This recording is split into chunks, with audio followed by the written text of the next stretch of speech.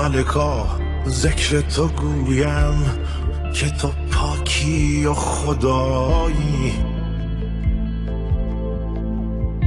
نروم جز به همان ره که تو راه نمایی. همه درگاه تو جویم، همه از فضل تو پویم. همه توحید تو گویم که به توحید سزایی. همه عزی و جلالی، همه علمی و یقینی، همه نوری و سروری، همه جویی و جزایی. همه غیبی تو بدانی، همه عیبی تو بپوشی، همه بیشی تو بکاهی، همه کمی تو فضایی. نتوان وصف تو گفتن که تو در فهم نگنجی، نتوان شبه تو گفتن که تو در فهم نیایی.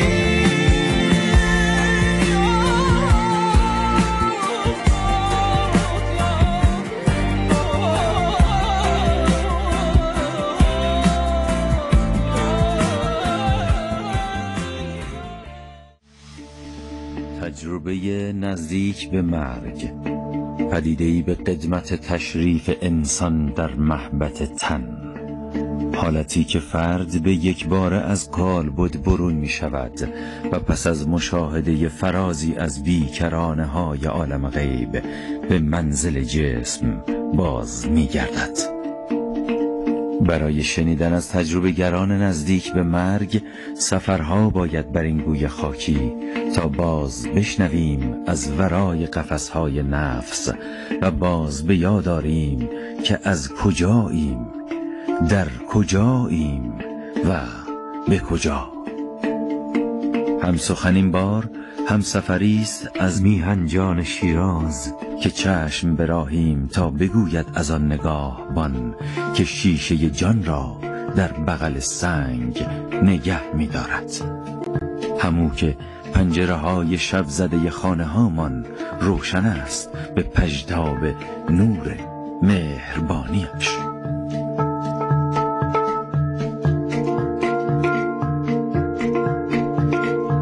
من حامد البرزیان مقدم هستم، 36 سال سنمه، تو فردیس زندگی میکنم، فردیس کرج. صبح ساعت 6 صبح بیدار میشدم و ساعت 7 میرفتم سر کار، بعضی موقع تا 9 شب، بعضی موقع تا 2 شب. بیشتر ایام زندگیمو سر کار بودم دیگه. شاید تو طول روز وقتی برمیگشتم 1 ساعت 2 ساعت بیدار بودم تو خونه. جناب آقای حامد البرزیان مقدم، بفرمایید که چه اتفاقی افتاد؟ سال 1400 بود، چون من شغلم دستگاه سازیه، سازنده دستگاه هستم. چه دستگاه هایی؟ خط تولید بازیافت لاستیک، گرانول. بله. شغلای زیادی داشتم. تو آخرین شغلی که رفتم توی این شغل بود که باز این صنعت آشنا شدم توسط یکی از همکارا، علاقه پیدا کردم. شغل خیلی خوب بود، من کار میکردم، بهترین درآمدم داشتم تا هم منطقه کرج فردیس رفتم تو منطقه برامی. تو منطقه برامی که رفتم 3 سال توی کارگاهی کار کردم، چون دستگاهش به مشکل خورده بود و ساخته نشده بود. از سر یه سری مسائل با هم دیگه به مشکل خورده بودن، یه چند ماهی این دستگاه خوابید و بعد اومدن به من اصرار کردن که بیاد بریم برای ساخت این دستگاه. 1.5 سال زمان برد تا 2 تا خط تولید رو ساختیم. 2 تا خط تولید رو که ساختیم شروع، بعد من چون شغلم دستگاه سازی بود، همکارم گفت خب ما ساختیم دیگه، بقیهش به ما ارتباطی نداره. بعد اون آقا هم برگشت گفت بیاد 50-50 شریک شیم با هم دیگه، بیاد شریک شیم، هرچی تولید کردیم سودش نصف به نصفش. من ایشون نمیدونم به چه دلیلی اصلا خوشم اومد، گفتم بذار حداقل اینو راه میندازم، من که اینم صبر کردم. یه مدت باش کار کردم، با هم دیگه خیلی اخت شدیم. حامد الان تو تولید میکنی، من مشکل فروش دارم. کارهای فروشش هم دیگه خودم دست گرفتم، شروع کردم کار کردن. اون شبم تا ساعت 1 شب بایستادم کار کردن، دیگه خیلی حالم بد بود. اومدم رفتم خونه و دیگه نمیدونم چه اتفاقی افتاد تو خونه که من بیهوش بودم. فقط همسایه‌ها صدای آه و ناله شنیده بودن، درو شکونده بودن اومده بودن تو خونه. موقعی که من چشم وا کردم دیدم تو بیمارستانم و کلا هوشیاریمو از دست داده بودم و با حالت اغما رفته بودم بیمارستان. رفتیم بیمارستان و کم کم باید 1 ماه بستری باشه.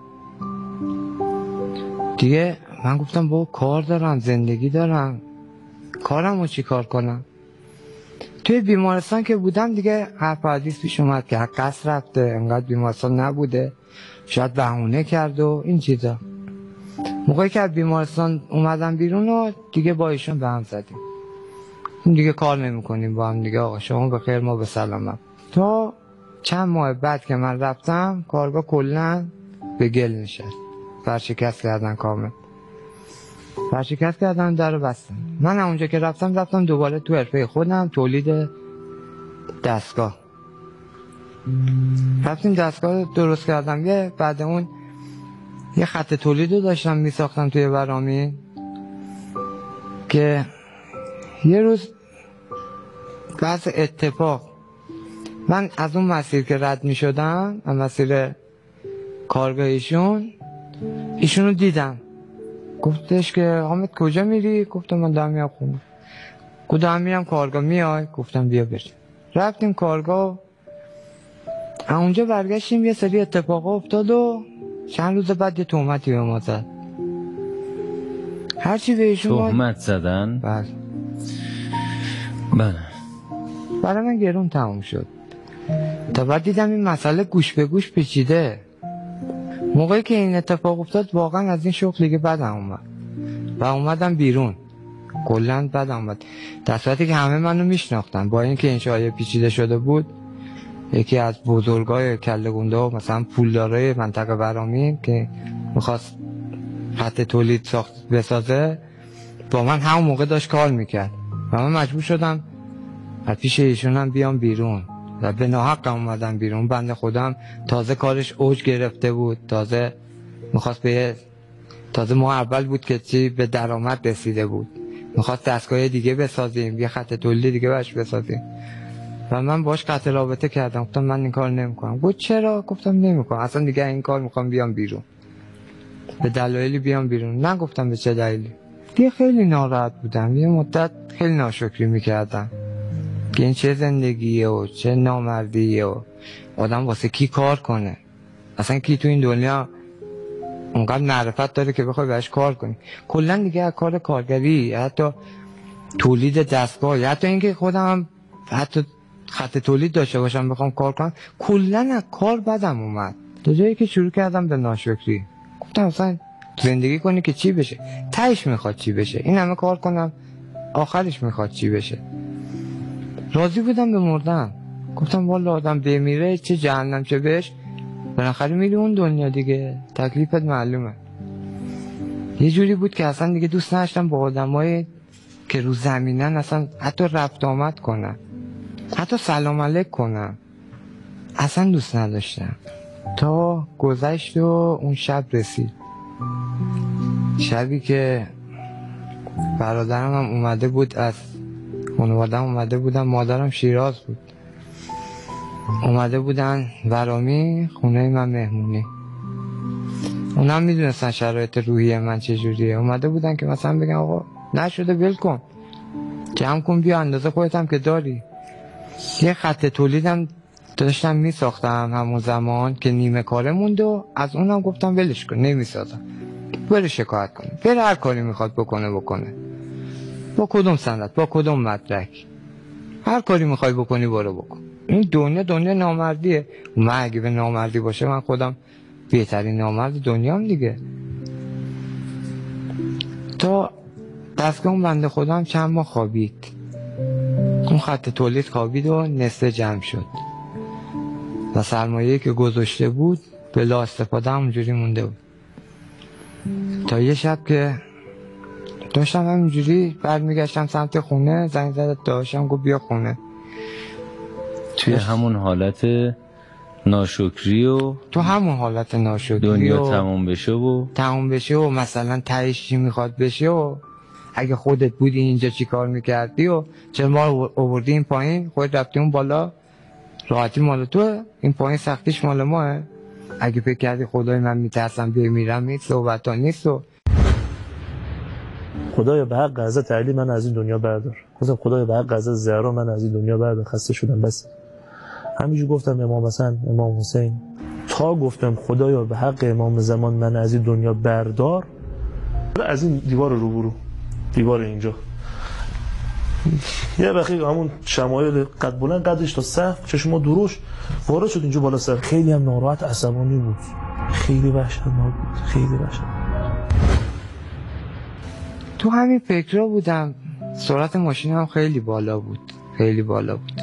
چه موقع بود؟ شب نصف شب، ساعت 1 نصف شب بود. من به خاطر اینکه من سرم ناراحت نشه تو خونه نمیموندم، سر کارم نمیرفتم، تو خونه نمیموندم. خونه‌مون مهمون داشتم، برادر شوهرم خونه من بودن که این گفت من برم بیرون بیام برگردم، که ساعت 2 شد نیومد خونه.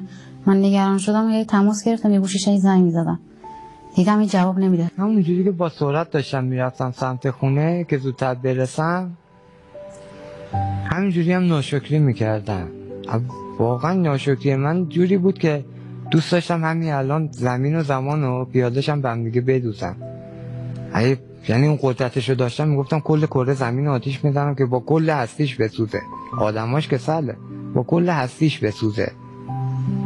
همه این حس و حال شما از اون تهمت شروع شده بود؟ از اون تهمت. یک نفر با یک تهمت، با این عضو کوچک گوشتی زندگی یک نفر رو اینجوری به هم ریخته که زیر درگاه خدا ناشکر بشه و به این اوضاع و احوال. بله واقعا هم ناحق بود. الان که اون اتفاق تموم شد و گذشت، ولی واقعا ناحق بود. خیلی سعی کردم بهش بفهمونم، گفتم این برای من مهم نیستا، ولی خودت هم میدونی که اصلا چیزی که تو میگی اصلا به هر کی هم که میگی بهت میخنده، امکان نداره هم چیز. الله اعلم، خودش میدونه و خدای خودش. یک گلوله برف از بالای یک کوه رها میکنی، اون پایین بهمن میرسه. خب با سرعت میرفتید و در حال ناشکری خدا و گلایه و دیگه بریده بودم دیگه، یعنی واقعا بریده بودم. تا موقعی که با ماشین تو همین فکر بودم، نمیدونم اصلا چجوری شد ماشین خودش بلند شد، خب جاده اومد وسط تر، یه چه طریقی اصلا یادم نیست، فقط یه صدا انفجار شنیدم، یه انفجار وحشتناک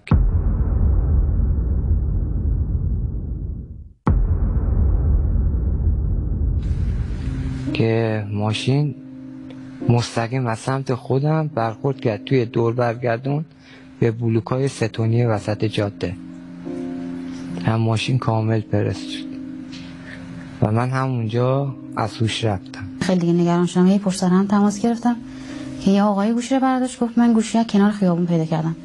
گفت شما چه نسبتی داره؟ گفتم خانومشم. گفت من گوشی رو پیدا کردم. گفتم اگه اتفاقی افتاده بهم بگین. گفت نه من پیدا کردم گوشی رو. گفت اگه خانواده‌اش مثلا اونجا هستن بگین بیان گوشی رو از من بگیرن.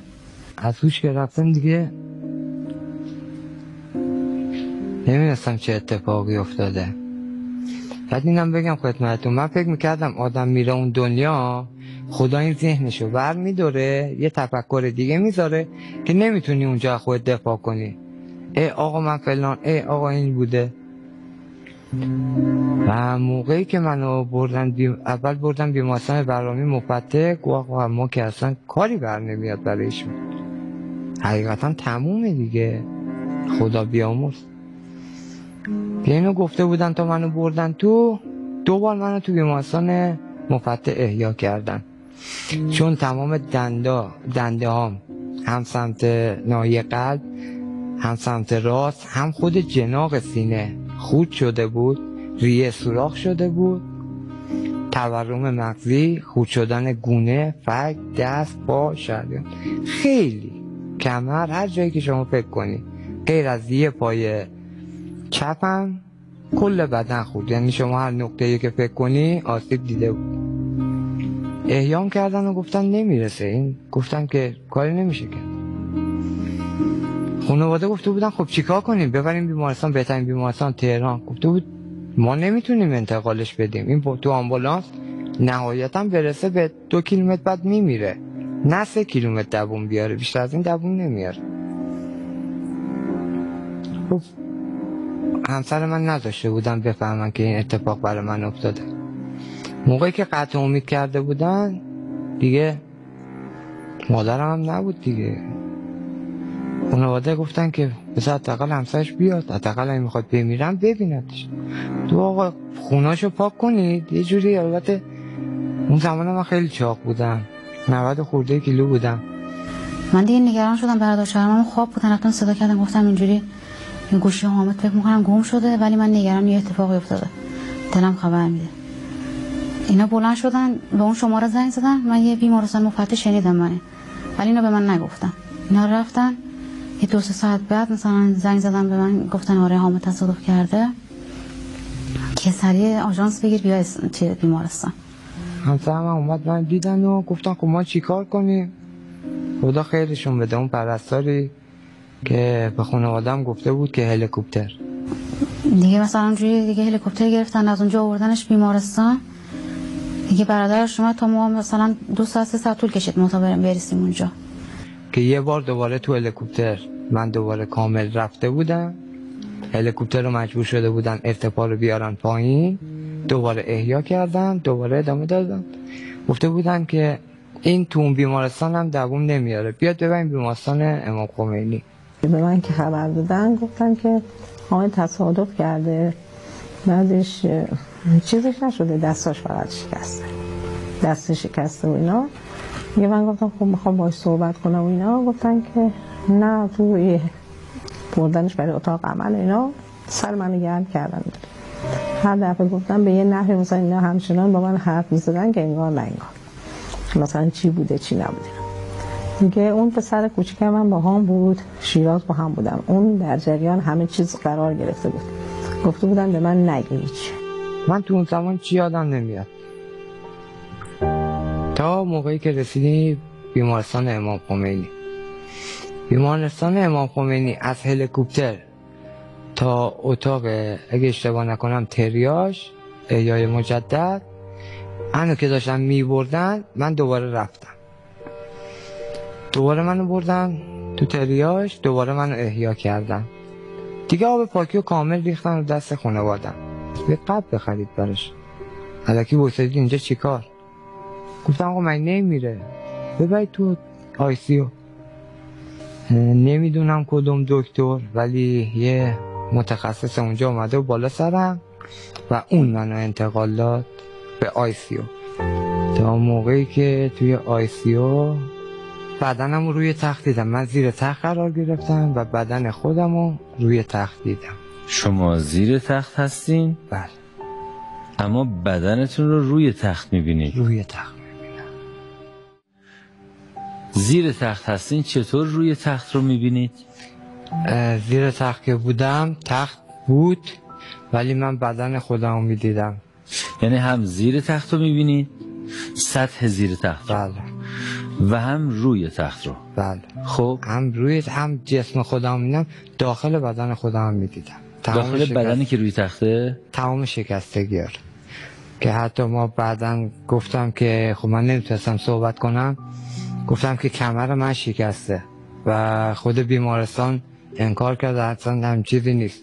ما MRI گرفتیم تو بیمارستانی هم که توی برامین بودی، اونجا هم عکس برداری شده، تصویر برداری شده، نه هیچ مشکلی ندارید. موقع بعدش که چیز شد گفتم بعد 6 ماه گفت خوب میشی، بعد 6 ماه که دیگه کمرم به مشکل خود، تازه اونا فهمیدن که کمر شکسته بوده. شما از MRI دقیق تر دیدین درون بدنتون؟ بله. درسته؟ به وضوح. داخل بدن چطور میدیدین شکستگی رو؟ شکستگی های بدنم، دستم، دنده، قفسه سینه، سرم چجوری شده بود، حتی سرم که سقف رفته بود تو سرم. موقعی که تو بخشمان آوردن گفتم که این سر من شکسته، گفتم نه بخیه زدیم برات، که موقع ترخیص دیدیم بخیه نزدم و سرم دچار عفونت شدید شده بود. و موقعی که من خودم رو دیدم زیر تخت، بله نه من که زیر تخت بودم، بدنم رو که توی این وضعیت روی تخت دیدم، یه اتحیدلی آخری گفتم آخرش تموم شد. یعنی متوجه شدید که از بدن اومدید بیرون؟ بله. و جالب آخرش تموم شد، یعنی عمرم تموم شد. تموم شد. من خیلی برام تعجب بود که میگفتن مردن، که نمیدونم ترسناک. من فهمیدم تصادف کردم. میگم موقعی که صدای انفجار بود من تا چند ثانیه متوجه شدم اونجا تصادف کردم. و خیلی برام جالب بود که الان من تو بیمارستانم، چجوری من میدونم الان مثلا تصادف کردم، من روی این تختم. گفتم آخه راحت شدم این دنیا، خدای شکر. گفتم تعجب نکردید، نترسیدید که چرا زیر تختم، من چرا جدا هستم؟ عادی بود. خیلی برام ذوق داشت، خیلی برام مثلا دیدم خودم رو میبینم، سقف رو میبینم، داخل سقف رو، اتاق رو میبینم، اون ور اتاق رو میبینم، همه صداها رو میشنوم. هر کی هرچی میگه، شاید 50 نفر اونجا با هم داشتن صحبت میکردن ولی من میشنیدم همه چی میگن، چه پرسنل بیمارستان، چه مریضایی که اونجا بودن، چه تخت بغلیم یادمه که فکر کنم سرطانی بود و جوابش کرده بودن. پدرش اومده بود ملاقاتش، یکی 2 روز مثل که نیامده بود. این پسر چشاشو وقتی باباش اومد پرستاره هدایتشون کردن تو، گفتن آره امروز بهوشه، میرفتن تو حالت اقماعشون. گفتن این بهوشه بیاد میتونید ببینید. موقعی که پسرش پدر شدید سریع چشاشو بست و خودشو زد به خوابیدن. و اون زیر بودم. پسره؟ بله پسره. وقتی پدرش اومد بالا سرش صداش کرد و پرستار گفت به خدا الان بیدار بود، داشت با من صحبت میکرد، من نمیدونم چجوری، ما آمپولی هم بهش نزدیم، چیزی نزدیم. رفتن یه پرستار دیگه صدا کردن که الان که بهوش بود. هی من اون زیر میگفتم آقا این ناراحته ها، از دست باباش ناراحته. هی داد میزدم. من زیر تخت قادر به حرکت نبودم، یعنی یه جورایی به زمین چسبیده بودم و نمیتونستم قادر بلند شم، حرکت بکنم. زیر تخت حبس شده بودین؟ حبس شده بودم. و در حالتی که زیر تخت خودتون حبس بودین همه اینها رو میدیدین؟ چپ، راست، همه جا. همه جا توی بیمارستان هر طرف. خیلی برام جالب بود. من مردم الان، خب جنازه‌مو که میام میبرن دیگه، من تموم شد دیگه. حالا جنازه‌مو بعد میدیدم دستگاه بهم واسه شیلنگ و گفتم خب دیگه نهایتا تموم شد دیگه، میام میبرن قبرستون و دیگه میریم اون دنیا، میریم ببینیم اون ور چه خبر. خیلی عادی بود برام، خیلی طبیعی بود و خیلی هم شگفت زده شده بودم از این قضیه. چرا من هرچی رو میبینم، هرچی بخوام چرا میشنوم؟ و اونجایی به پدرش میگفتم، دیدم نه کسی صدا من رو نمیشنوه. جالب برام این بود که با همون ذهنیت توی این دنیا، با همون ذهنیت هم از دنیا رفتم. یعنی چی؟ یعنی همه چی رو میفهمیدم، می‌دونستم الان این اتفاق افتاده، خب منو برم دارن الان میبرن میذارن تو قبر، شب اول قبره، بعدش میام برم دارن شهید بودیم آقا میبرن اون دنیا و سوال جواب و این چیزا. همون اطلاعاتی که اینجا داشتم، همین اطلاعات رو با خودتون برده همین اطلاعات.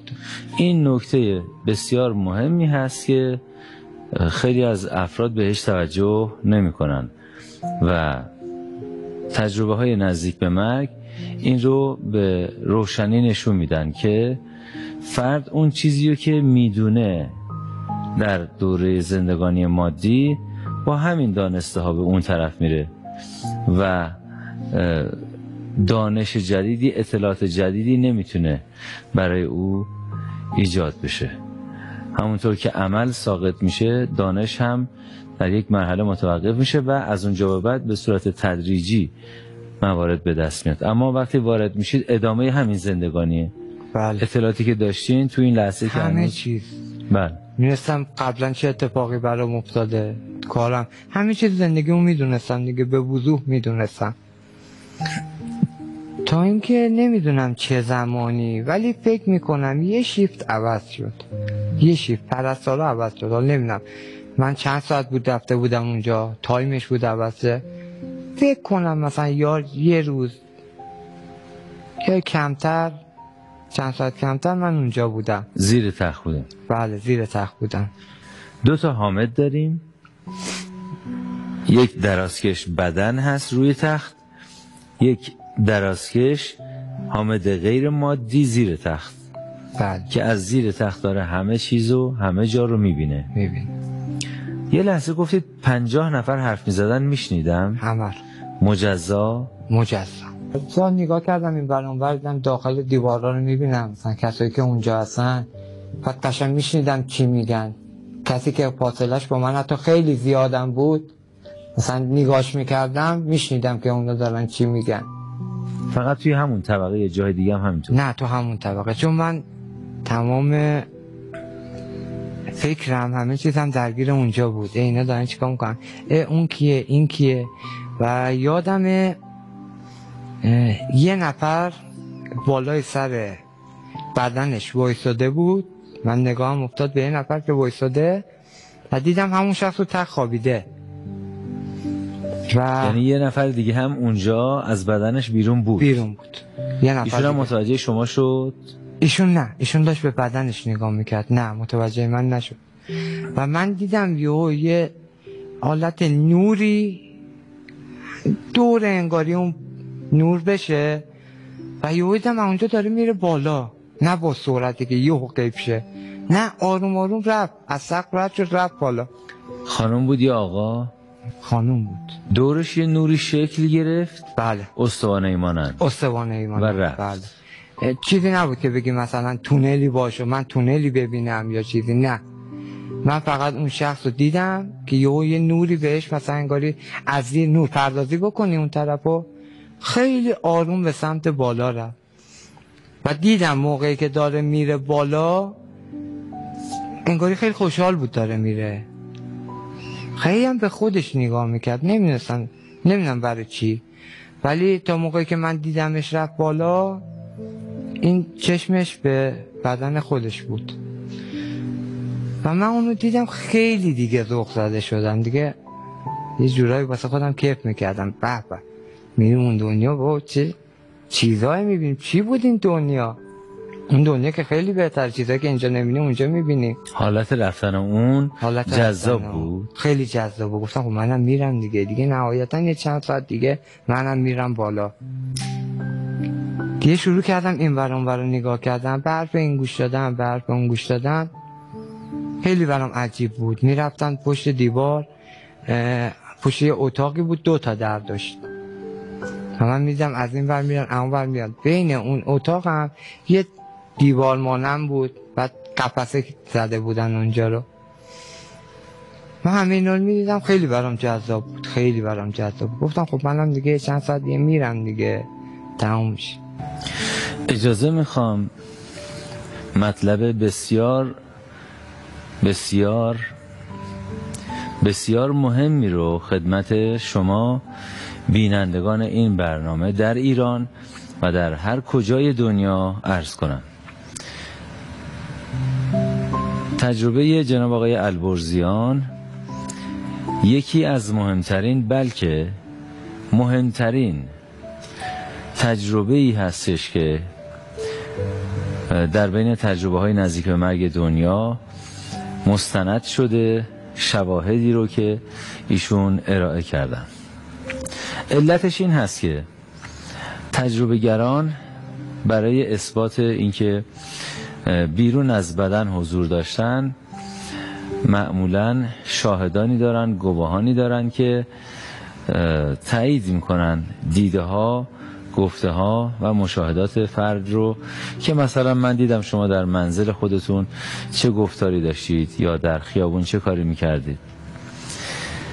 اما این که تجربه گر از درون یک شیء بسته مثل دیوار، مثل سقف بخواد خبری بده و اون دیوار، اون سقف شکافته بشه و درون اون ما مطلع بشیم که بله چون این چیزی هست، این مورد بسیار کمیاب و نادر هست. اما درون این موارد بسیار کمیاب و نادر چیزی که اصلاً تا الان و تا قبل از این برنامه وجود نداشته این هست که یک گروه شاید حدود 20 نفره همراه با چندین دوربین و با تعداد زیادی شاهد به اون محل مراجعه کنن و در حضور همگان اون دیوار یا اون سقف شکافته بشه و با دوربین نشون داده بشه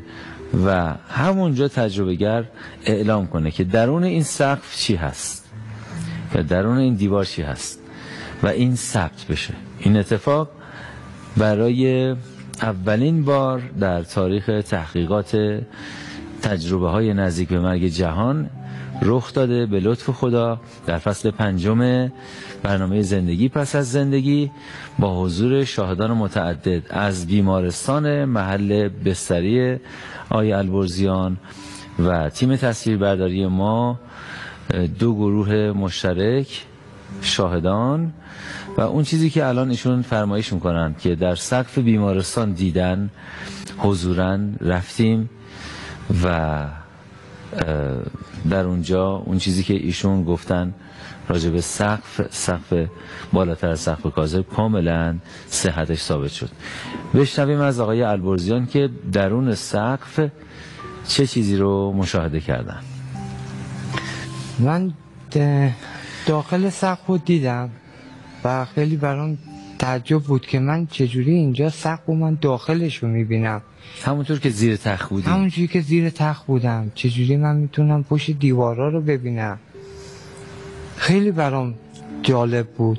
دیدم داخل سقف یه خرابی بود، من فکر میکردم مثلا لونه است چیزیه، به اون نگاه میکردم، به لوله کشی های داخل سقف، کانال کولر، ارتفاع این چیزا. این خرابی به چه شکل بود و کجا قرار داشت؟ خرابی از جای قسمتی بود که چند تا لوله مستقیم بغل هم رد میشد به سمت انتها و یه خرابی انقدی اونجا بود قشنگ بالای سر تخت من نیم متر اونورتر. یک سقف کاذب داره اونجا، درسته؟ و این موردی که شما میگید کجا بود؟ داخل سقف کاذب. داخل سقف کاذب بالاتر یه سقف اصلی بود. اصلیه. بله. روی سقف اصلی. روی سقف اصلی. همراه ایشون رفتیم، همراه گروهی از بیمارستان، گروهی از همکاران بنده، همه با هم حدود شاید 20 نفر بودیم که در حضور چشم همه این اتفاق بی سابقه و بی نظیر در تاریخ تحقیقات تجربیات نزدیک به مرگ رخ داد. بریم شگفت زده بشیم و به قول جوانای امروزی یکم شوکه بشیم و برگردیم. خب ما جلوی ساختمان قدیم اورژانس بیمارستان امام خمینی هستیم و ICUی که آقای البرزیان مقدم اونجا بستری بودن داخل همین ساختمان هست. الان این ساختمان ترک شده، متروک شده، میخوان اینجا رو بازسازی کنن و درش قفل شده، دیگه کاربری ندارن و فعلا کاری که توی این ساختمان انجام میشده منتقل شده به اون ساختمان پشت سر که بیمارستان، ساختمان جدید به اسم ساختمان حضرت مهدی. ما میریم به همون ساختمانی که قبلا آقای البرزیان اونجا بستری بودن و ببینیم که در ICU ایشون میخوان نشانه هایی و شواهدی از این به ما ارائه کنن که داخل سقف داخل سقف کاذبه، درست میگم؟ ICU بین فاصله سقف کاذب و سقف اصلی. ایشون میگن زمانی که در کما بودن، از بدن بیرون بودن، بین سقف کاذب و اون سقف اصلی رو دیدن و از درون اون سقف کاذب میخوان به ما نشانه هایی بدن و مواردی رو که دیدن گزارش کنن، ببینیم آیا موردی پیدا میشه که درست باشه و صحت شواهد و گزارش ایشون رو ثابت کنه. بفرمایید با هم بریم. دستتون رو بدیم من. خب اینجا رو دقت کنید، اینجا نوشتن تعطیل، این ساختمان تعطیل شده، اینجا نوشتن تعطیل. اینجا هم نوشتن که این ساختمان تعطیل می باشد، این ساختمان تعطیل می باشد. الان به خاطر ما و به خاطر این راستی آزمایی دارن باز میکنن اینجا. تشریف بیارین آقا، لطف میکنید در رو باز کنید.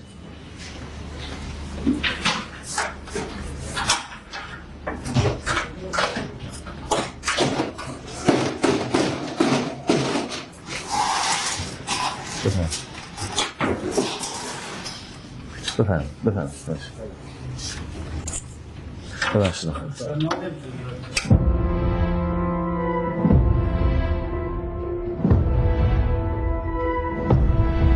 الان حس و حالتون چیه؟ میخوایم بریم اونجایی که دیدینو بررسی کنیم. دوست داریم ببینیم. بعد تحقیقی من رو اومدن یا ندارم. بعد از ترخیص هم یه بار اومدین که اینجاست؟ بله ICU.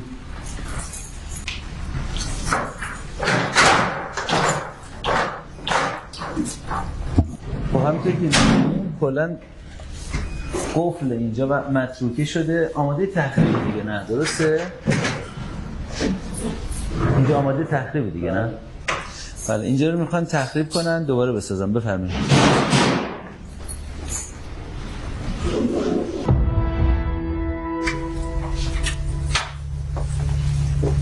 اینجا بوده. خب میدونید تخت چند بودی؟ تخت شماره 8.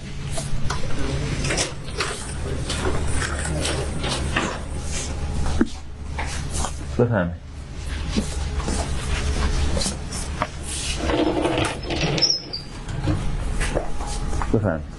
این رو قطع کنم بچه.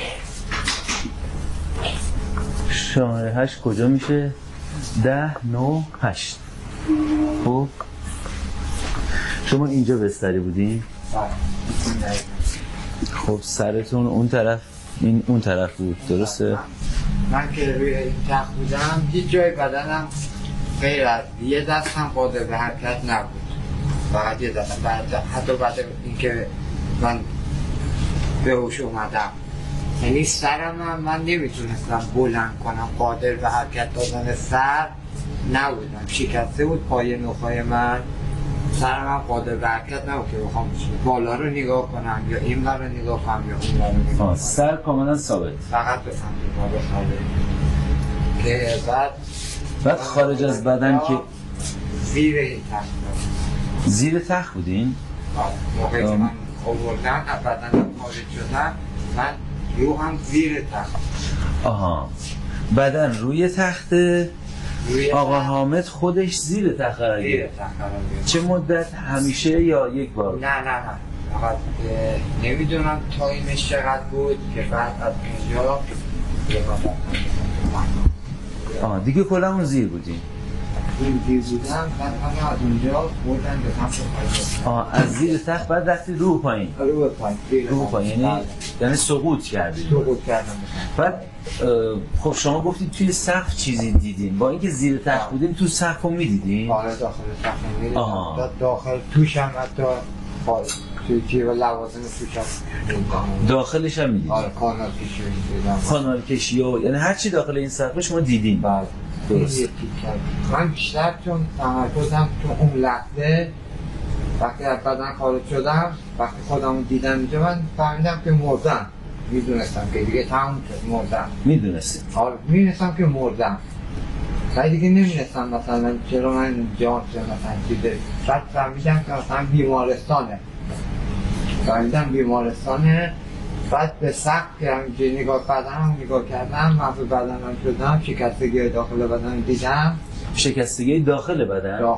داخل بدن. آقا حامد اول شما زیر تخت بودی، ولی بدن شکسته شما روی تخت. بدن زخمی شکسته شما روی تخته، خودتون زیر تخت. از زیر تخت داخل بدن رو میدیدین؟ داخل بدن. از زیر تخت داخل این سقف رو میدیدین؟ خیلی خوب. حالا داخل سقف چی بوده و گفتید روی چراغا؟ الان ما اینجا یه چراغ اینجا داریم. نه اون چراغ نمیتونه باشه. بله اون نمیتونه باشه. اون نیست. نه اون نمیتونه باشه. خب دیگه نه. این چراغ اینم که اصلا چراغ نیست. نه این کاناله. خب این چراغه، این که بالا سر منه. بله همین که بالا سر شماست. خب این چراغ و این یکی چراغ. این بله. یعنی به این سه تا مشکوک شما. بله. یا اینه یا اینه یا این. یا اول از اون شروع کنید. آقا لطف میکنید نردبون بزن. آقا شما خودتون رو معرفی میکنید؟ من صادق زینالی هستم، تأسیسات بیمارستان امام. صداشون رو گرفتن قشنگ؟ آقای صادق زینالی. بله. تأسیسات بیمارستان امام. بله. جنابعالی آقای اینچه برون هستم. بله؟ اینچه برون. بله. اسم کوچکتون؟ امید اینچه برونی. آقای امید اینچه برونی. بله. اینچه برونی لور هستین؟ نه ترکمنی. بله. شما هم توی بیمارستان سمتتون رو می‌فرمایید؟ سرپرست تأسیسات بیمارستان امام هست. آقای اینچه برونی شما که سرپرست تأسیسات هستین تا الان اصلا اینا رو باز کردین؟ نه ما فقط مهتابی‌ها رو باز می‌کردیم، توشو باز نکردیم. مهتابی عوض می‌کنیم فقط. چون واسه تعویض مهتابی‌ها مهتابی عوض می‌کنیم ولی پشتش رو هیچ وقت دسترسی نداشت. کاری نداشت اصلا.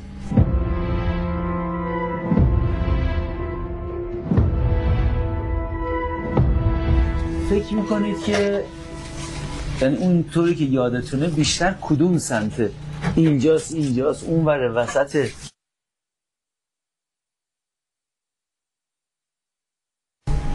چیزی اینجا من نمیدونم. اینجا چیزی نیست. بریم بعدی.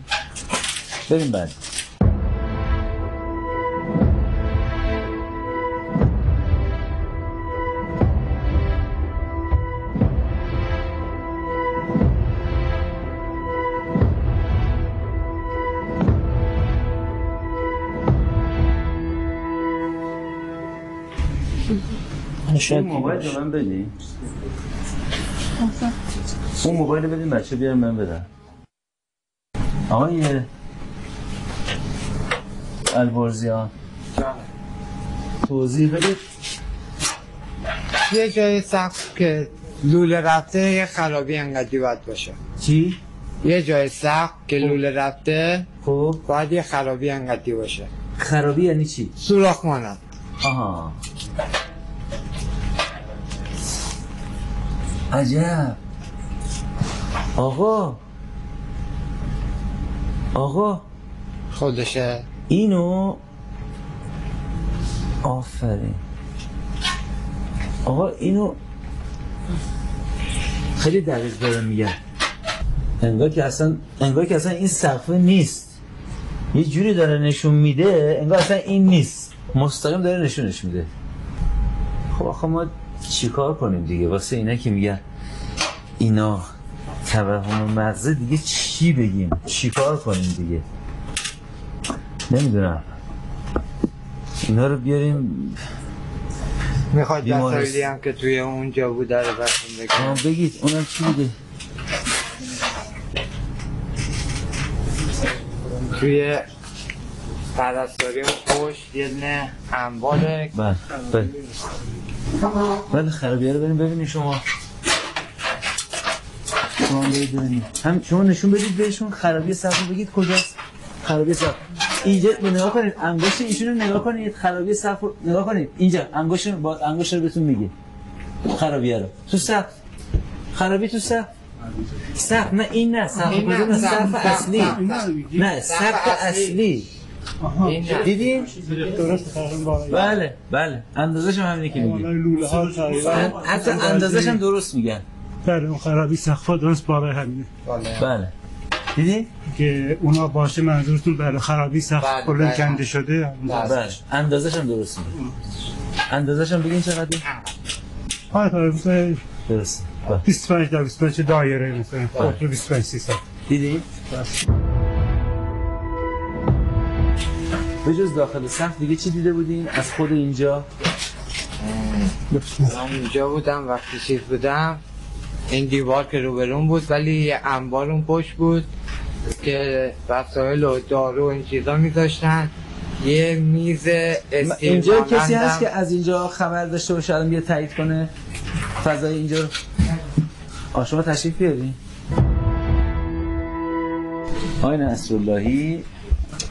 آقای نصراللهی مدیر این ساختمان هستن که خب الان داره بازسازی میشه. شما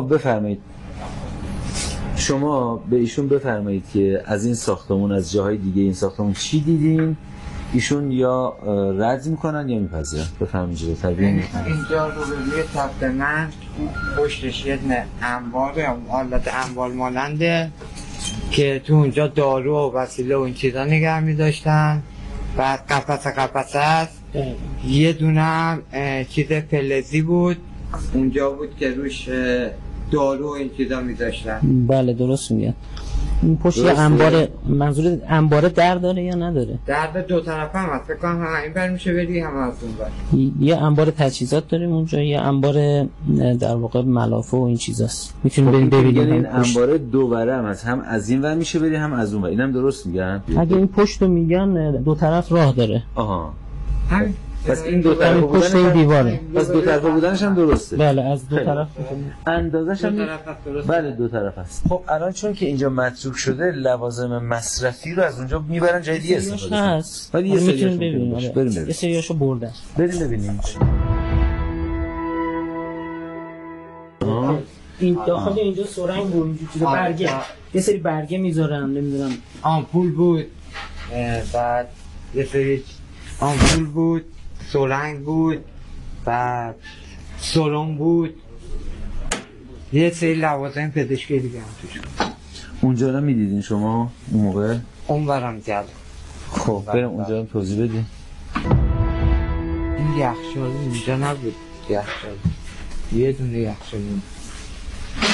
فکر نمی‌کنم یخچال بود. این فضا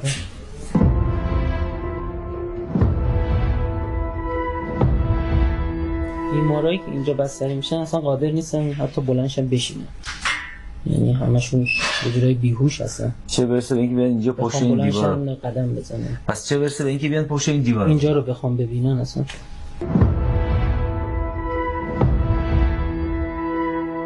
مهمترین چیزی که سند این هست که ایشون رفتن داخل این سقف رو دیدن دقیقاً اون شکستگی هست که جاشو نشون دادن با انگشت، اصلا همینجوری بدونه که سقف ببینن اونجا رو. تشریف بیارین.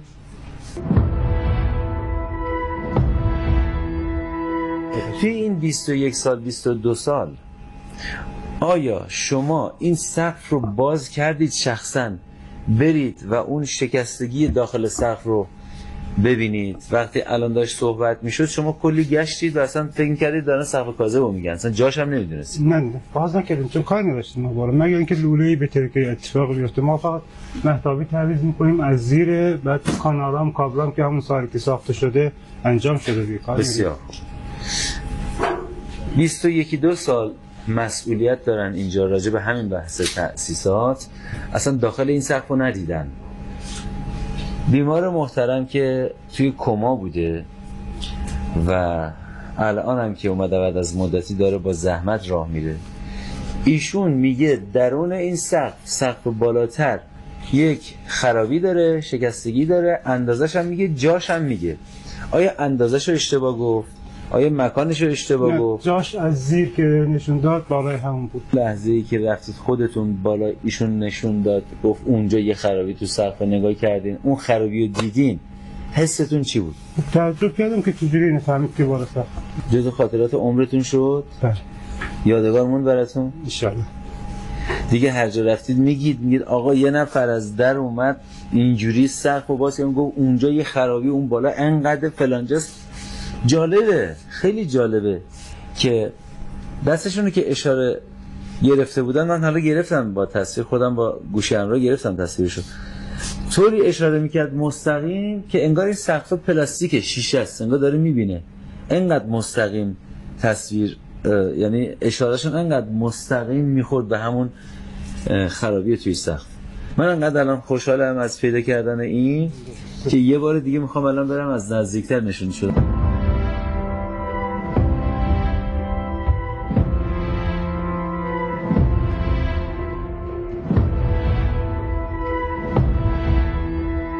دوباره نشون بدید اونجا رو.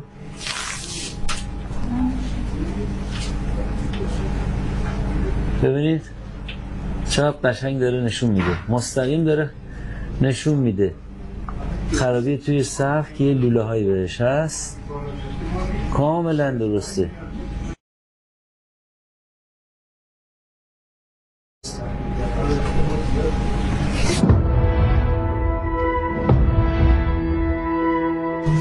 من زنگ زدم سوال کردم از سرپرستارش. بله. گفت دقیقا نبوده، جای یخچال یه دونه وسیله بوده.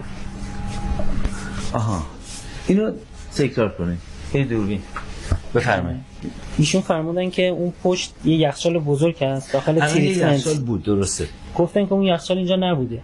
آقای الورزیان گفتن این یخچال اینجا نبوده. آره. شما چیکار کردید؟ برام کردید؟ سوال شدم، زنگ زدم از سرپرستاری که اینجا بوده پرسیدم. آها. گفت دقیقاً مثلا این حدودایی که ایشون اینجا بودن 14 ماه پیش بوده، درسته؟ گفتن یه وسیله دیگه جای این یخچال بوده. پس ایشون اینکه یخچال نبوده هم درست گفتن. این چیزی که الان اینجا هست رو ایشون میگه نبوده، درست نبوده هیچ کسی. این هم یک بار دیگه و یک سند دیگه و شاهد ما بعد از خدا و خود تجربه‌گر کارکنان بیمارستان امام هستن. بیمارستان امام خمینی درش بازه و تا هر زمان که دلتون بخواد شما بینندگانی که در هر جای دنیا میبینید این تصاویر رو میتونید تشریف بیارید بیمارستان امام خمینی.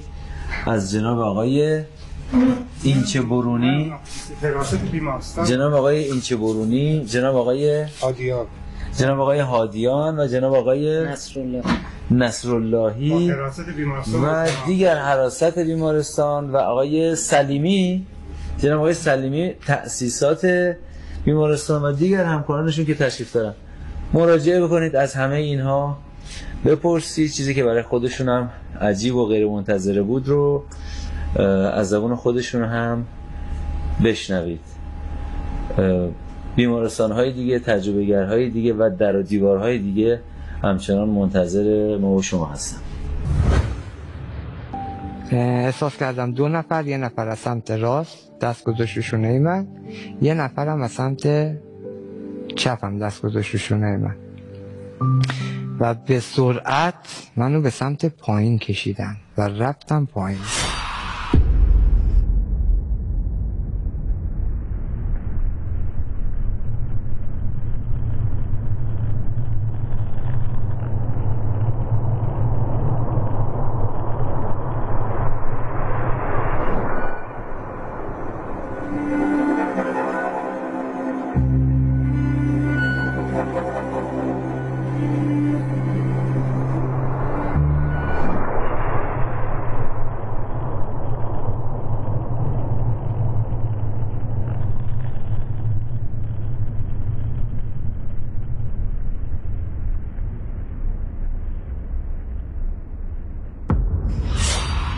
در صورتی که من فکر می‌کردم به سمت بالا باید برم ولی به سمت پایین رفتم. انتظار داشتید مثل اون خانم بالا برید؟ بالا برم ولی 2 نفر شما رو به سمت پایین بردن. پایین. بعد انتظارشم با همون آرامشی که ایشون رفتن، با همون حال خوب تا لحظه آخر بهش که نگاه نمی‌کرد، فقط به خودش داشت نگاه می‌کرد. من گفتم خب این اتفاقا برای من میفته دیگه. تا موقعی که منو بردن سمت پایین و منو روی تخت سنگی بستن، نه به حالت اینکه دست و پای منو ببندن. من برام سوال بود که خب من چرا بدن خودم رو نمیبینم؟ حس میکنم ولی من بدنی از خودم نمیبینم. حس میکنم این دستمه، این پامه، این بدنمه، چرا حسی ندارم؟ من فکر کردم به خاطر تصادف این شکستگی ها و این چیزاست. و رفتم پایین تا موقعی که منو داشتم میبردن ترسیده بودم از اینکه چرا سمت پایین میری، چرا چشای من بسته است. اون خانومی که سمت بالا رفت همچه اتفاقی نیفتاد براش، چرا چشای من بسته است. یه لحظه فکر کردم وقتی من رو سنگ قرار دادن و من دیگه دیدم نمیتونم، میخواستم بلند شم از جا، میخواستم بلند شم چشمامو باز کنم، دستمو تکون بدم، با دستم بیام چشمامو باز کنم و نمیتونستم دستامو تکون بدم. خیلی وحشت کردم، خیلی وحشت داشتم. دستا تو اختیار شما نبود؟ در اختیار من اصلا. و منو بردن اون پایین.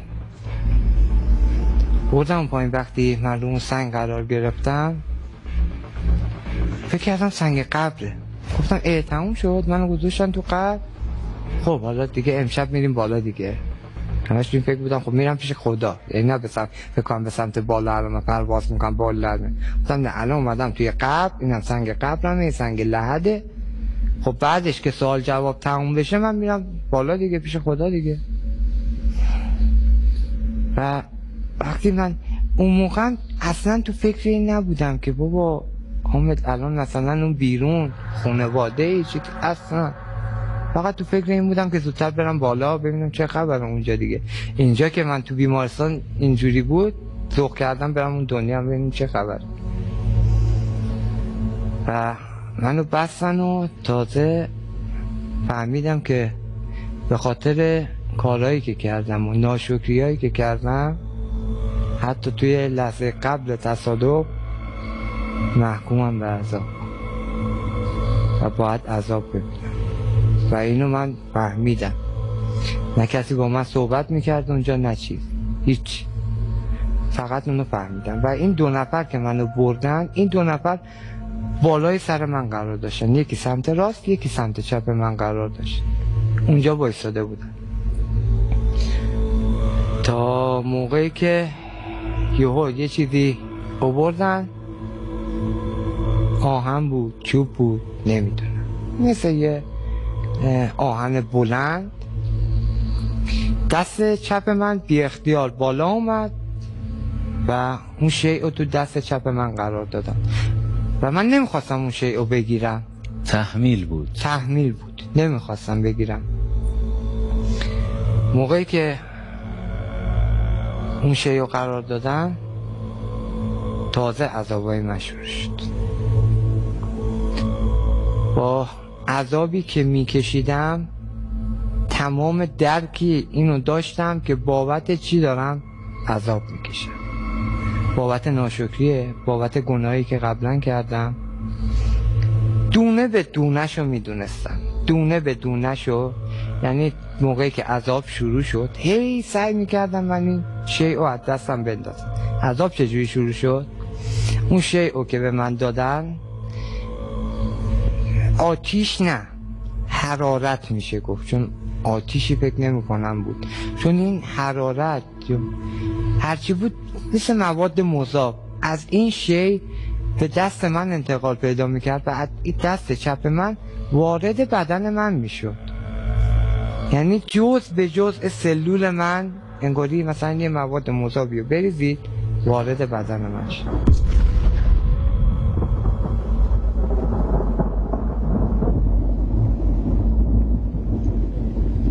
و اونجا بود که نعره زدن و فریادا و شیونای من شروع شد. خیلی تقلا کردم اون شیء رو بندازم، دستم رو تکون میدادم بندازم، ولی دستم فقط مچم در اختیارم که هرچی اینجوری میکردم با دست چپ این شیء از دست من رها نمیشد. و عذابی وحشتناک، حرارتی وحشتناک، حرارتی که مثلا شما اگه دستتون رو آتیش بگیرید نهایتا چند دقیقه بعد یا سر میشه یا عصبتون از بین میره یا بیهوش میشید از شدت درد. نهایتا انسان بیهوش میشه، تا یه حدی به درد برسه بیهوش میشه. من بعد عملم برای خودم، بعد اینکه اومدم تو بخش، برای خودم پیش اومد تو درد شدید بیهوش میشدم، من از حال میرفتم. و اونجا اینجوری نبود که سر بشه، بیهوش بشی و این عذاب تموم شه. و این عذاب ادامه داشت، خیلی ادامه داشت. میتونم تا زمانی که تمام چیزهایی که برای این عذابه، برای این آتیش گرفتنه، ناشکریایی که کردم، کارهایی که در گذشته کردم، این عذاب با هم ادامه داشت. نمیدونم میشه چند سال گذشت و من فریاد میزدم و التماس میکردم. و جالب اینجاست من اونجا هم میخواستم خدا رو گول بزنم. عجب. یعنی اونجا هم میخواستم گول بزنم، میگفتم بیا لحظه وایسا، بیا صحبت کنیم با هم دیگه، من نمیخوای عذاب بدی، بیا لحظه با هم دیگه رو در رو صحبت کنیم. فقط میخواستم این عذاب چند لحظه رو من برداشته شه. بزرگترین ناشکری که اینجا داشتین تو چه زمینه ای بود؟ مرگ. همین آرزوی مرگ کردن و از خدا مرگ خواستن. و اونجا درک میکردین که الان این بابت همونه. بابت همونه. بله. عذابی طولانی بود دیگه. سعی میکردم خدا رو گول بزنم. عذاب طولانی چقدر طولانی؟ نمیتونم بگم چند سال، شاید 10 سال، شاید 20 سال، شاید بیشتر، شاید کمتر، نمیتونم بگم چند، ولی در حدی که احساس میکردم من دیگه پیر شدم. سالها 100 سالمه، شاید پیر شدم، موام سفیده دیگه خیلی زمان گذشته. به اندازه یک عمر یک فلز دست شماست که یک حرارتی مثل مواد مذاب رو به شما منتقل میکنه، از دست هم نمیتونین رها کنین و این وارد تمام وجود شما میشه. بله. به اندازه یک عمر. بله. احساس میکنم پیر شدم. سعی میکنم ازش در برم دیگه، هر کی باشه ازش در میره دیگه. ولی اونجا در رفتنی نبود، کلا گذاشتنی نبود. اینجا شما یه قاضی بخواد محاکمت کنه، آقا میگی 5 دقیقه تنفس، دوباره بیا مثلا من بعد توضیح بدم، خودم دفاع کنم. دفاعی وجود نداشت.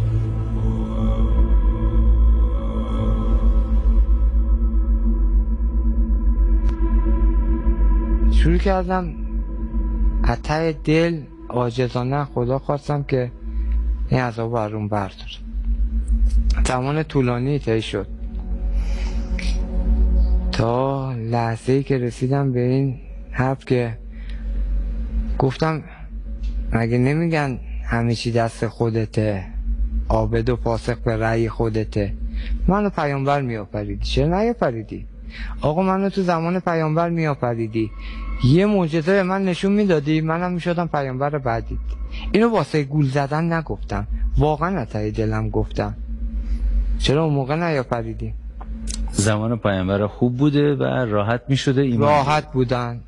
بالاخره هر کی که جهل و نادانی داشت، بالاخره یه نفر بود هدایتش کنه. چرا تو این دوره زمونه که روز به روز همه دورتر میشن به جای اینکه نزدیکتر بشن، به جای اینکه 4 نفر به معلوماتمون اضافه کنن، با حرف زدن اشتباهشون یه کاری میکنن کلا از دین زده میشی. و اون لحظه این حرف از ته دلم زدم و من اینو گفتم و دیدم به آرامش کامل رسیدم. کلن عذاب رو من برداشته شد.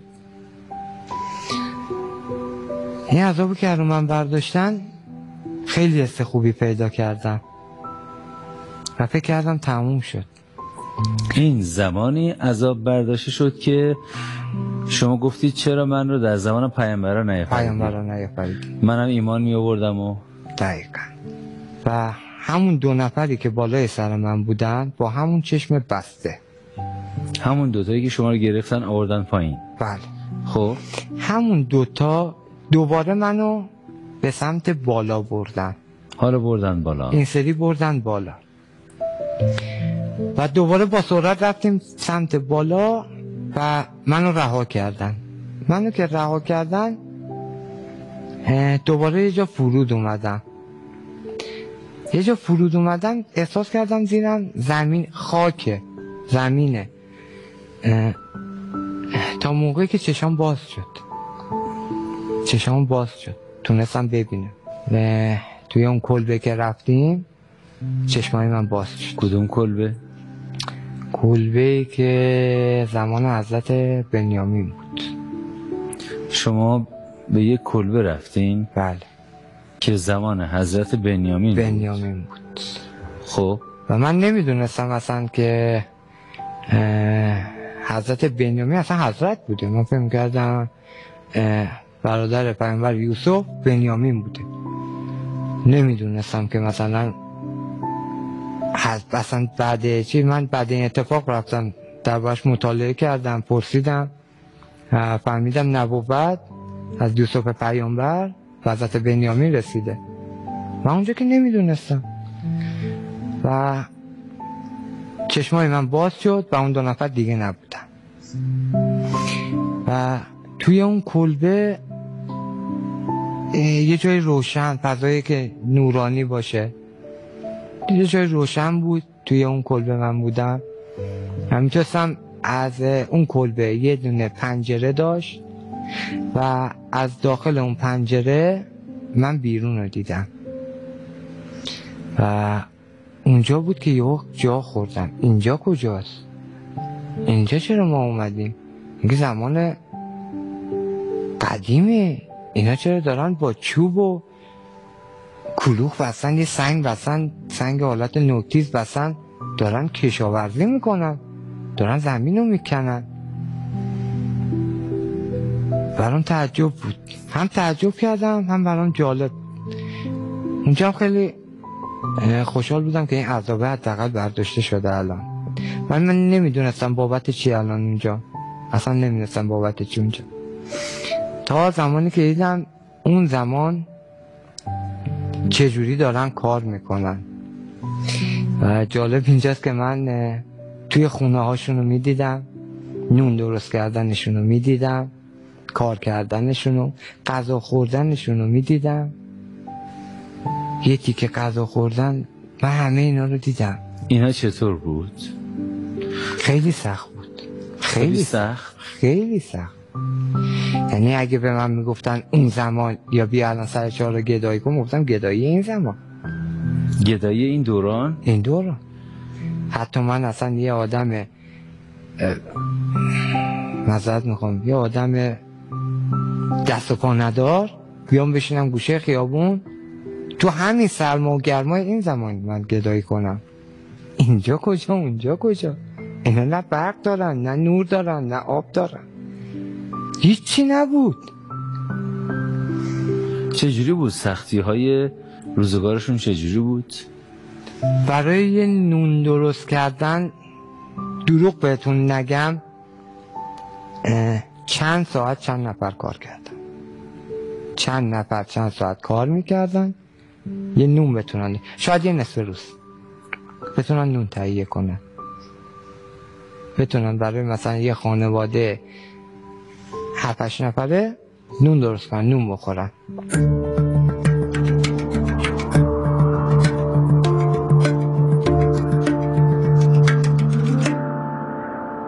و جالب اینجاست ما فکر می‌کردیم اون زمان بابا بره گوسفند این همه حیوانات میزدن زمین و گوشت رو میزدن سر سیخ میخوردن. نه نبود اینجوری، واقعا نبود. بله بود. جالب اینجاست که همین تفاوت طبقاتی که الان ما داریم، همین تفاوت طبقاتی هم اون زمان بود. کسانی بودن که با سنگ و چوب زمین رو میکندن، کسانی هم بودن که با یه تیکه آهن زمین رو میکندن.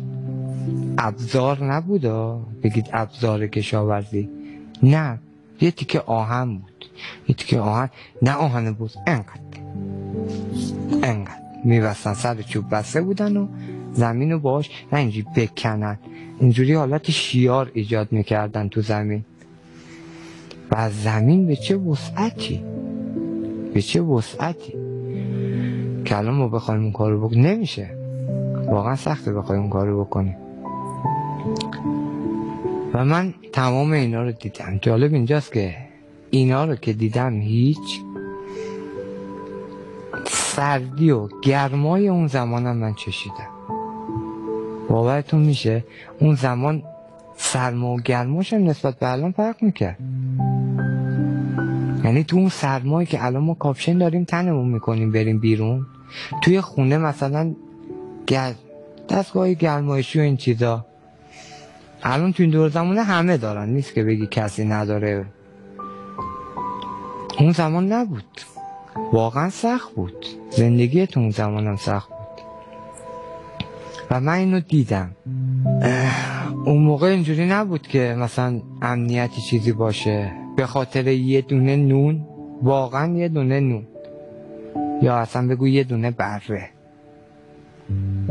یا حتی به خاطر یه دختر، خاطر یه فرد که ببرن به بردگی غارت میکردن و یه خانواده رو میکشتن خیلی راحت. اونم چجوری؟ با چوب و چماق میزدن سر هم دیگر میکشتن، اینقدر راحت. اونجا بود که من از ته دل پشیمون شدم و توبه کردم، واقعا از ته دل توبه کردم و گفتم خدایا من که ندیده بودم این زمان، من که آگاهی نداشتم. حتی اینو بهتون بگم، من نمیدونستم پیامبر چه سختی باید بکشه، اصلا کسی باور نداشت اون موقع. پیامبر کی؟ الان باز به یه آدمی که معلومات علمی مثلا الهیات داره احترامی میذارن، ولی اون موقع این چیزا نبود که واقعا پشیمون شدم، حتی دل پشیمون شدم، گفتم خدای توبه اشتباه کردم یه حرفو زدم، نه به خاطر اینکه خدا ببخشه، اصلا اون لحظه اصلا برای این نبود که خدا منو ببخشه. باورتون نمیشه من حاضر بودم برگردم دوباره عذاب رو بکشم، گفتم من حقمه، واقعا حقمه، نه این عذاب رو بده، عیبی نداره، واقعا ناشکری بزرگی کردم، بهترین امکانات زندگی دارم من میکنم، چرا؟ برای چی بمیرم؟ آخه برای چی بمیرم؟ اصلا اون امکاناتم نداشتم، تو همین از زندگی میکنم، نه اینکه مثلا یه سری حالا تو این زمانشم انقدر بدبختی و فقر و مردم گرفتار هست، ولی من ترجیح دادم تو این زمان باشم تا تو اون زمان باشم، تحت هر شرایطش. سختی هم چه این تو این دوره بده سخته، نمیتونی بگی سختی اینجا کمتره سختی اونجا بیشتره، ولی یه جورایی دوست نداشتم، نمیدونم چرا، واقعا دوست نداشتم تو اون زمان باشم، نمیدونم چرا.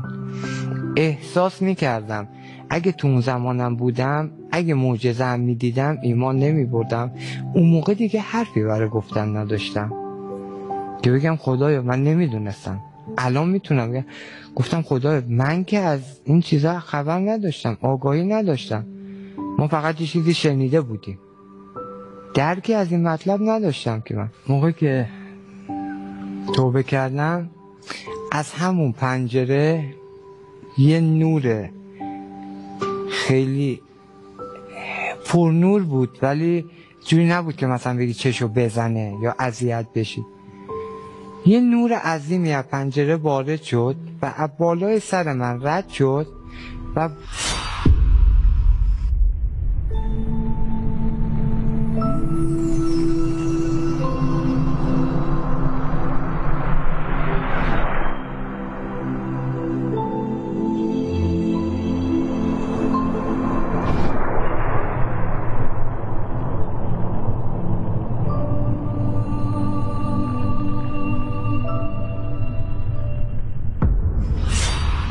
روبروم که من درازکش بودم رد شد و رفت بالای سر من.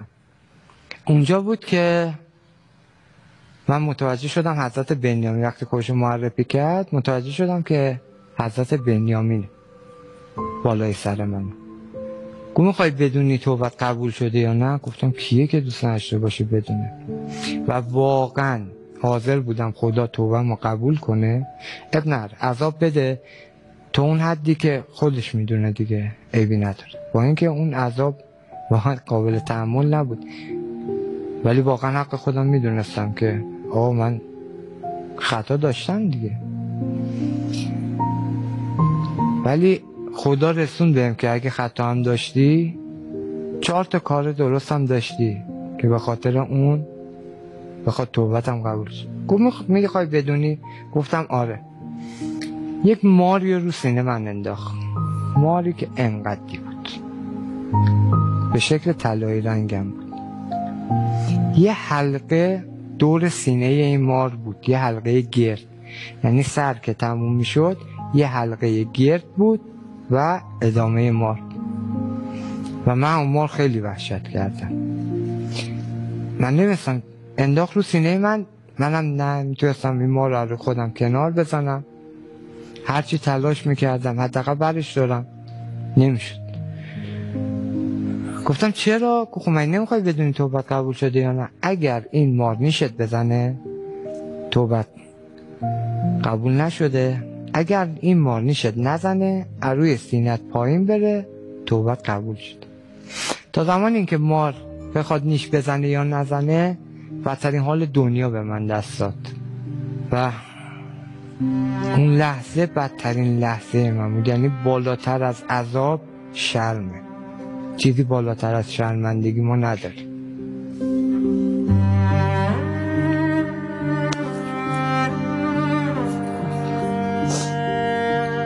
من اون موقع نمیدونستم،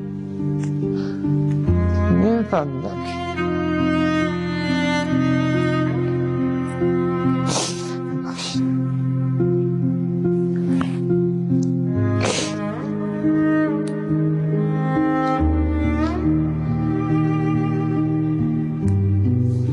یعنی بیشترین عذابی که خدا میتونه بهت بده به نظر من میتونه شرمندت کنه و واقعا من اون موقع شرمنده بودم. از اون عذابهایی که ابتدا دیده بودین روی اون سنگ بسته شده بودید، از اونا سنگین‌تر بود؟ سنگین‌تر، خیلی سنگین‌تر. من میخواستم برگردم، میگفتم نه برگردم و عذابو ببینم. این شرم و عذاب و خیلی از همه اونا سنگین، خیلی سنگین‌تر. اون لحظه که مار رو سینه من اومد پایین بهترین لحظه زندگی من بود، چه تو این دنیا چه تو اون دنیا. و شرم تمام شد؟ تمام شد. نه تموم شدن کامل، ولی انقدر ذوق داشتم که بخشیده شدم. اصلا یه حس خاصی بود، یه حس خوشحالی عجیبی که اگه کل دنیا رو داشته باشی فکر نمی‌کنم اینجوری بتونی خوشحال بشی. اونجا بود که دیگه من برگشتم به جسم.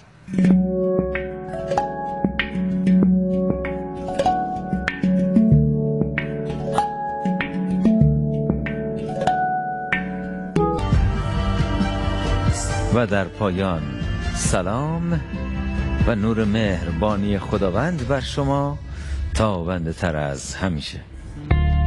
ملکا ذکر تو گویم که تو پاکی و خدایی، نروم جز به همان ره که تو امراه نمایی. همه درگاه تو جویم، همه از فضل تو پویم، همه توحید تو گویم که به توحید سزایی. نتوان وصف تو گفتن که تو در فهم نگنجی، نتوان شبه تو گفتن که تو در وهم نیایی. نبودین خلق و تو بودی، نبود خلق و تو باشی، نه به جنبی نه به گردی، نه به کاهی نه فضایی.